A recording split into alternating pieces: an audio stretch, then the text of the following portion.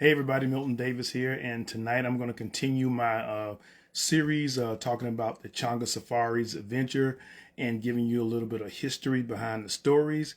So tonight I'm talking about Changa Safari Book 4, which is called Kali's Daughter.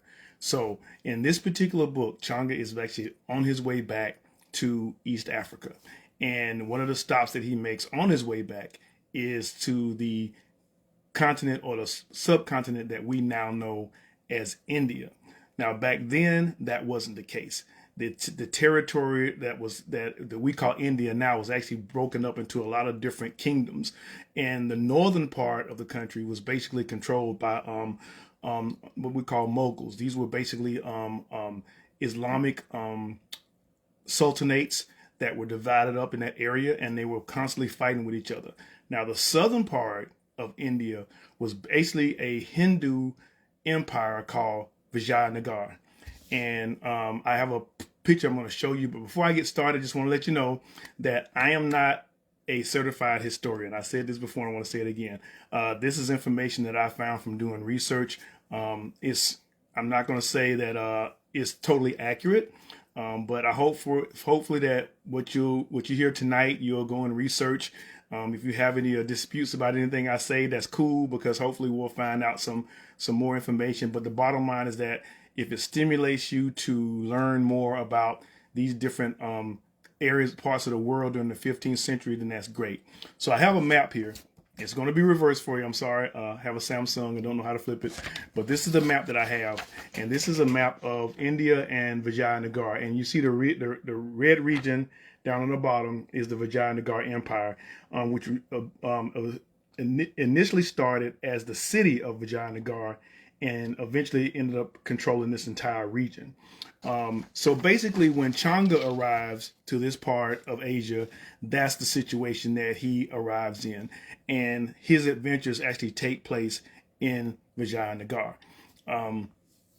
The thing about Vijayanagar is that they were constantly at war with the different sultanates, but sometimes they actually were fighting with particular sultanates against other sultanates. So in a way, they kind of kept things unstable by supporting one sultan against another sultan and that kind of thing. So this went on for about 200 years. That's about how long the Vijayanagar Empire existed. By the time the British and the Portuguese finally arrived in that area, Vijayanagar, well, when the Portuguese arrived, Vijayanagar still existed. By the time the British arrived, Vijayanagar had been conquered by the northern Mughals, and so when they came there, it was mainly the area was mainly a Muslim-controlled territory. So there's a couple other things I want to drop some seeds about the history. You notice that the story is called Kali's Daughter, and of course that is based on the god Kali. I'm gonna pull this up and read a little quick definition of who Kali is, and Kali is a Hindu goddess who is considered to be the goddess of ultimate power, time, destruction, and change. So Kali, the story reason that we call this Kali's daughter, I'm not going to tell you in detail. You'll find out when you read it. But there's also another component in this story too, and this component is a group of people that were called the Thugee. And yes, the word thug comes from the Thugee. Now, the Thugee were basically a crime cult, basically. They were a group of people that would rob and murder folks. And some of them considered what they did it as worshiping Kali. And they had a very specific way of how they would kill people. They were considered bandits. They would infiltrate groups by, acting as if they were working with the particular caravan or whatever was going on. And then once they got to a certain spot, they would basically rob people and kill them and stuff like that. So as you probably heard me mention, there's a connection between the Thugee and Kali. And this is something that plays a significant role in the story of Kali's daughter in Changa Safari. So that's it. That's a little bit of history behind the story. So when you finally get finished with book 1 and you're all fired up and excited to read book 2, Kali's Daughter will be the first story that you read.